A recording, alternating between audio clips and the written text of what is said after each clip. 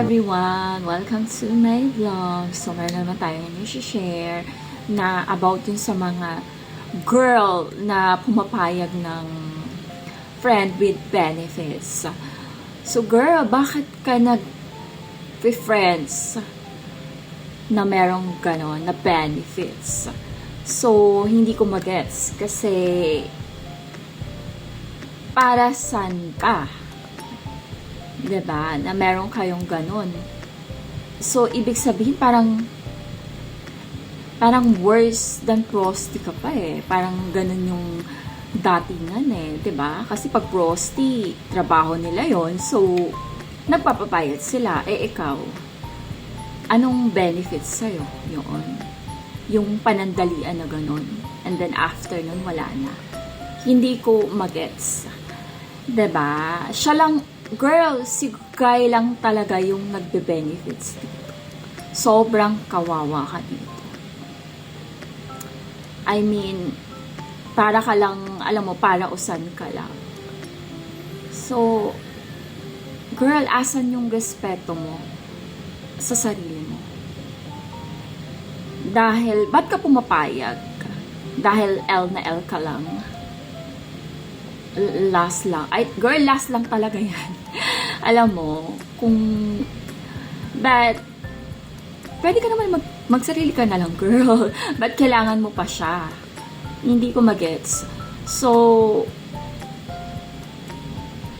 that's not a real life.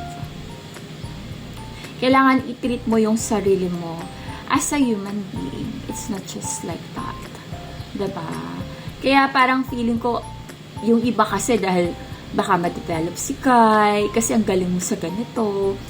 Hindi yun dun, girl.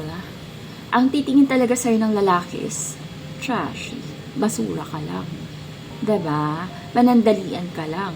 So, wag kang mag-expect na mas gugustuhin ko ng lalaki.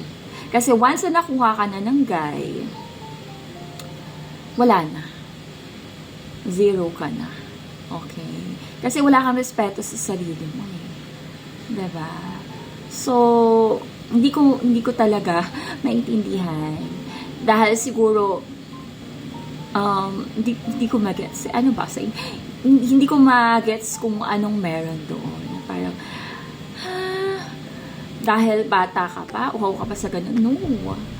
Dapat na sa bata ka, iniingatan mo yung sarili.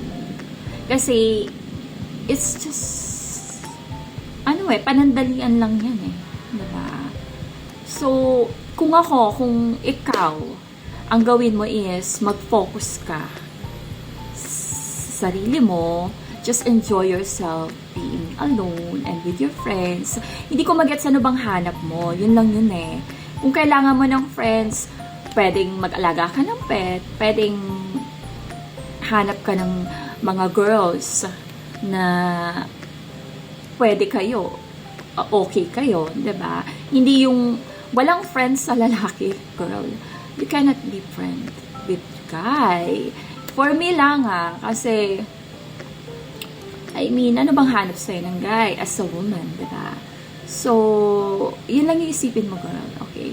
Hindi yan nagsisimula na may nangyari, tapos nagde-develop. Walang ganun, girl, okay? Ikaw yung ginagamit ng lalaki. So, kailangan respetuhin mo yung sarili mo. Okay. Dapat, kung magpapaganon ka lang din, kailangan dapat, it's just a relationship na dapat siya lahat nagbabayad ng bills mo. Okay. Siya dapat lahat gumagastos. Okay. So, yun lang yung isipin mo. Kasi, lugi ka dito, girl. Sobrang baba. Worse than prostitute ka, girl. Sana kung mahilig ka sa gano'n, nag-prosty ka na lang, may pera ka pa, diba? So, alam mo yung gano'n, kasi hindi ko kasi magets yung ibang girl na sobrang L na L down. Hindi ko magets eh. Parang, hindi ko ma-imagine. Diba? I don't know. So, ayun, parang, I respect everyone pero para lang sa'yo, girl, sobrang lucky ka dito. Sobrang kawawa ka dito. Kasi, magkaka-emosyon ka. I don't know. may in love ka sa guy. Parang feeling mo, okay, parang kami, ganyan. Hindi yun, girl. Kailangan, may in love sa'yo si guy pag nirespeto mo yung sarili mo, tapos, nag-i-invest sila sa'yo, sila yung gumagastos sa'yo, sila yung inaalagaan ka nila, mga ganun. So, yun na lang, girl, ang tutukan mo, okay? So, wag ganun. Hindi yan ang life. Hindi yan ang real life, okay?